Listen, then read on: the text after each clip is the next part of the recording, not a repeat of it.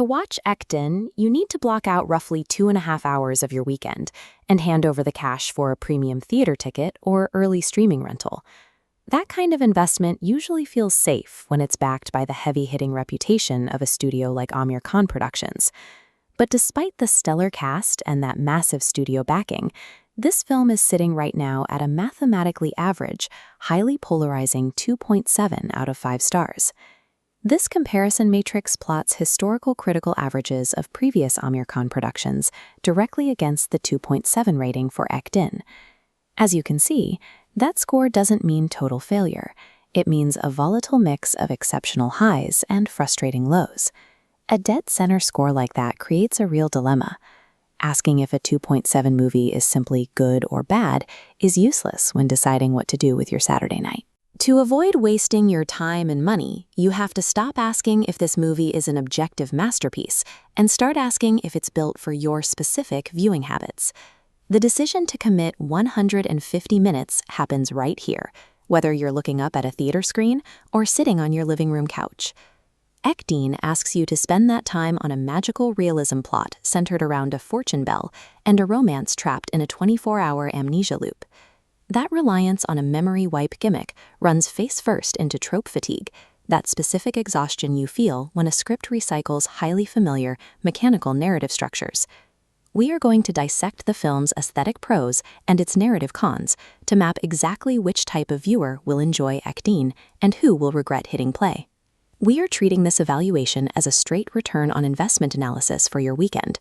This scorecard tracks execution across acting, cinematography, originality, and pacing. Starting with positive inputs, Pallavi and Junaid Khan deliver charismatic performances. They thrive in quiet, intimate vignettes, like when he asks her to look into his eyes. The emotional weight she brings to the screen provides the earnest presence loyalist fans expect from her work. But that top-tier acting talent quickly hits a massive bottleneck. The performers are consistently constrained by highly repetitive, melodramatic dialogue. You hear it in forced conflict lines, like when she screams, "Get out right now," over a minor misunderstanding. The sudden escalation feels completely unearned. The actors are left to carry the weight of a thin script, working to keep the narrative moving forward. Instead of a triumph, their performances start to feel like wasted potential. Moving down our scorecard, we have to look at the film's originality and evaluate its core premise. The story relies on magical realism, using a mythical fortune bell to draw hopeless lovers together and kickstart the plot. But the universe establishes a strict mechanical rule. Any romantic progression made today will be completely forgotten by tomorrow. The obvious trade-off here is that it allows the director to shoot visually stunning, highly isolated romantic moments.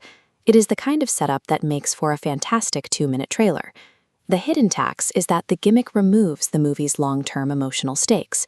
If the characters don't have to live with the consequences of their actions tomorrow, you stop caring about what they do today. The amnesia gimmick acts as an artificial ceiling on your emotional investment, keeping the story from reaching any real narrative depth. That leaves us with the final 2 metrics on our board: cinematography and pacing, weighed against that demanding 150-minute runtime. First, the production design and location shooting result in high immersion visuals. You can easily see the technical craftsmanship and the scale of the crew required to achieve this level of aesthetic polish. The fatal flaw is how visuals are paced out. A one-day storyline lacks the narrative fuel to keep a feature moving. The result is a dragging second act. The pacing row drops negative, bringing the final tally to 2.7. Ektin is top-tier visual execution, wrapped around a script that fails to support it. That tension is exactly how you arrive at a 2.7. Now, let's turn those numbers into an actual decision. This flowchart maps out exactly who should watch this film based on the data. First, we have the loyalists, the die-hard fans of the lead actors who prioritize aesthetic background romance over a tight plot. For this specific group, the strong acting and beautiful cinematography carry enough weight to overcome the weak plot. However, because of those pacing issues in the second act, you should skip the premium theater prices and wait to watching at home where you can manage the runtime. If you treat movies as a visual vibe, the time investment is eventually acceptable. It just isn't urgent. Then we have the weekend escapists and the narrative optimizers. Viewers who demand logical progression, strong pacing, and who suffer from trope fatigue. For you, the amnesia gimmick is a deal breaker. It erases the long-term stakes, which will deeply frustrate anyone looking for a satisfying narrative payoff. When you factor in the 150 minutes of dragging runtime, this becomes a definitive hard skip. That 2.7 rating is a warning. Brilliant actors cannot save a movie that refuses to let its own characters remember their character arcs. Your time is your most valuable asset. You should only spend it on media that respects that investment.